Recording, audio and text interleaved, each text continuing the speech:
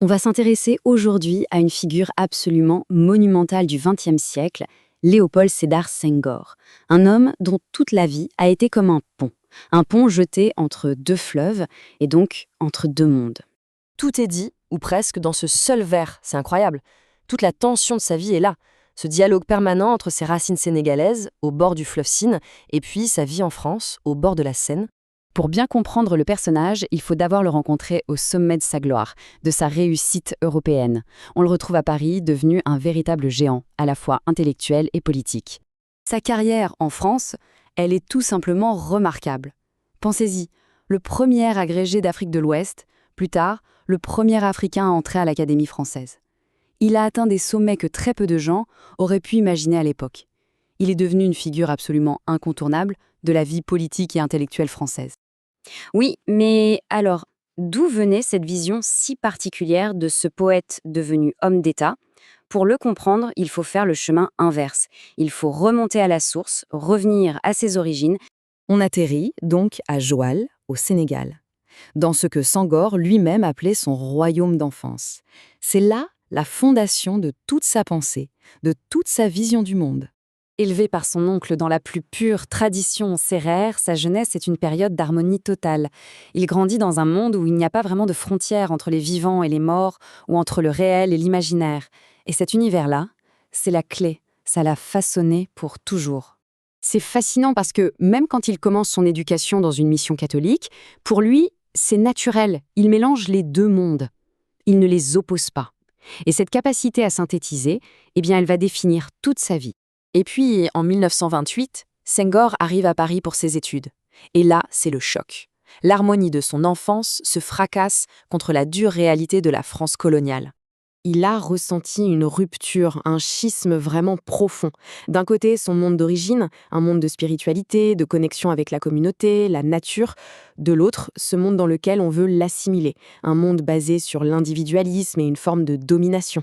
Sa poésie, à ce moment-là, ça devient un acte de résistance. C'est presque une prière, oui, une prière qu'il adresse à ses ancêtres pour ne pas se perdre, pour ne pas que son sang, comme il l'écrit, s'affadisse face à cette pression énorme de l'assimilation. Et c'est de cette crise personnelle que va naître quelque chose de puissant.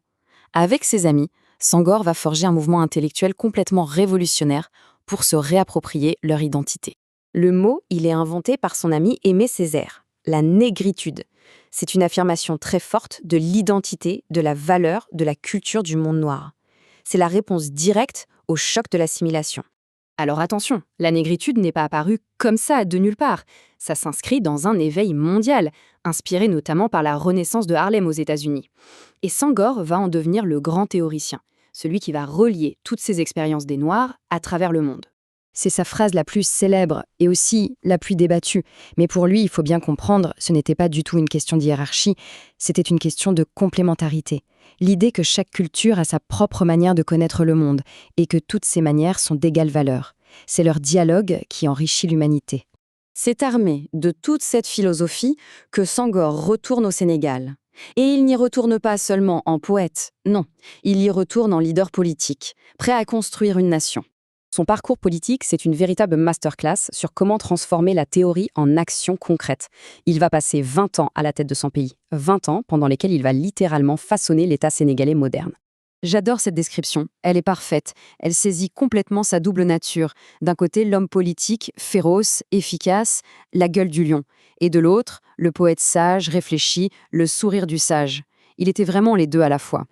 Mais la vision de Senghor, au final, elle allait bien au-delà du Sénégal, bien au-delà de l'Afrique, et même au-delà de la négritude elle-même. Pour lui, l'avenir, ce n'était pas l'assimilation, où une culture en absorbe une autre, non. C'était un dialogue, un rendez-vous, où chaque culture apporte ce qu'elle a d'unique à l'humanité, sans jamais se perdre. C'est ça l'aboutissement de sa pensée, la civilisation de l'universel. Son héritage, on pourrait le résumer en deux mots, enracinement et ouverture. Être profondément enraciné dans sa propre culture, non pas pour s'enfermer, mais au contraire pour pouvoir s'ouvrir aux autres. C'est le fil rouge de toute sa vie, de son royaume d'enfance jusqu'aux ors de l'Académie française. La vie de Senghor, elle semble nous dire que la réponse est un grand oui. Et elle nous laisse avec cette question, une question puissante sur la mémoire, l'identité et finalement sur notre destin commun.